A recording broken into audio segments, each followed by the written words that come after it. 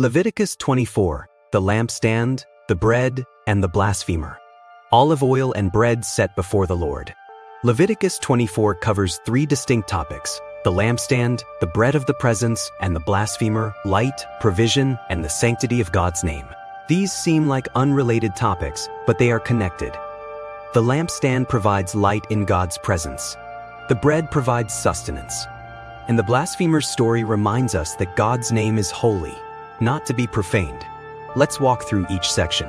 The Lord said to Moses, "Command the Israelites to bring you clear oil of pressed olives for the light so that the lamps may be kept burning continually." Outside the curtain that shields the Ark of the Covenant law in the tent of meeting, Aaron is to tend the lamps before the Lord from evening till morning. Continually. This is to be a lasting ordinance for the generations to come. The lamps on the pure gold lampstand before the Lord must be tended continually. Take the finest flour and bake 12 loaves of bread, using 2/10 of an ephah for each loaf. Arrange them in 2 stacks, 6 in each stack, on the table of pure gold before the Lord.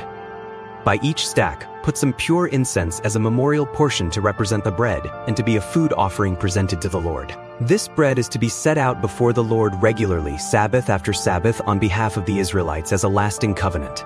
It belongs to Aaron and his sons, who are to eat it in the sanctuary area, because it is a most holy part of their perpetual share of the food offerings presented to the Lord. A blasphemer put to death. Now the son of an Israelite mother and an Egyptian father went out among the Israelites, and a fight broke out in the camp between him and an Israelite. The son of the Israelite woman blasphemed the name with a curse, so they brought him to Moses. His mother's name was Shelemith, the daughter of Dibri the Danite. They put him in custody until the will of the Lord should be made clear to them. Then the Lord said to Moses, "Take the blasphemer outside the camp. All those who heard him are to lay their hands on his head, and the entire assembly is to stone him. Say to the Israelites, anyone who curses their God will be held responsible. Anyone who blasphemes the name of the Lord is to be put to death. The entire assembly must stone them, whether foreigner or native born. When they blaspheme the name, they are to be put to death. Anyone who takes the life of a human being is to be put to death.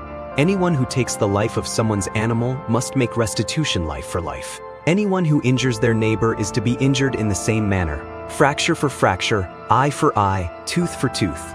The one who has inflicted the injury must suffer the same injury. Whoever kills an animal must make restitution, but whoever kills a human being is to be put to death. You are to have the same law for the foreigner and the native born. I am the Lord your God." Then Moses spoke to the Israelites, and they took the blasphemer outside the camp and stoned him. The Israelites did as the Lord commanded Moses. Lessons and teaching. 1. The light of God's presence never goes out. The lamps must be kept burning continually. 24:2-3. The lampstand in the tabernacle was to burn continually, morning and evening, day and night. The light never went out. This symbolizes God's constant presence, his unfailing guidance, his eternal vigilance. For us, God never sleeps. His light never dims. Even in your darkest night, his presence shines. You are never alone. 2. God's people are always before him. Arrange them in 2 stacks, on the table of pure gold before the Lord. 24:6. The 12 loaves of the bread of the presence represent the 12 tribes of Israel, always before God. They are not brought and removed. They are perpetually present. God sees his people always. For us, you are always before God. He sees you, knows you, sustains you. You are not forgotten. You are not hidden. You are in his presence continually. 3. God's name is holy, not to be profaned. The blasphemer blasphemed the name with a curse. 24:11. The man who blasphemed God's name was stoned. This seems harsh to modern ears, but it teaches a vital truth. God's name is holy. It represents his character, his authority, his reputation. To treat it casually is to treat him casually. For us, do you use God's name carelessly, as a filler word, as an exclamation? The 3rd commandment still matters. Do not take the name of the Lord your God in vain. Honor his name. 4. Justice must be proportional, not excessive. Fracture for fracture, eye for eye, tooth for tooth. 24:20. Eye for eye is often misunderstood as a command for revenge. In fact, it is a limitation on revenge. It says, the punishment must fit the crime, no more, no less. It prevents blood feuds where a scratch is repaid with a life. For us, do you seek revenge? Do you escalate conflicts?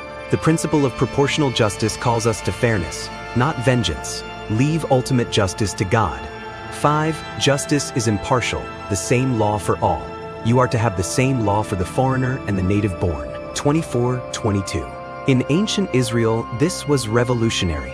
The foreigner, the outsider, the immigrant, received the same legal protection as the native born. Justice was not partial. It did not favor the powerful. For us, do you treat everyone equally under the law? Do you advocate for justice for the foreigner, the outsider, the vulnerable? God's justice is impartial, and so should ours be. 6. Jesus is the fulfillment of the light and the bread. I am the light of the world. I am the bread of life. John 8:12 a.m., 6:35 a.m. The lampstand and the bread of the presence were shadows. Jesus is the substance. He is the true light that never goes out. He is the true bread that sustains forever. The Old Testament symbols find their fulfillment in him. For us, do you look to Jesus for light and sustenance? He is your guide in darkness. He is your provision in need. Come to him. He is all you need. Let's continue studying the Book of Leviticus. Subscribe, like, comment, and hit notification button for more videos, more Bible study, and more Bible knowledge. We got you.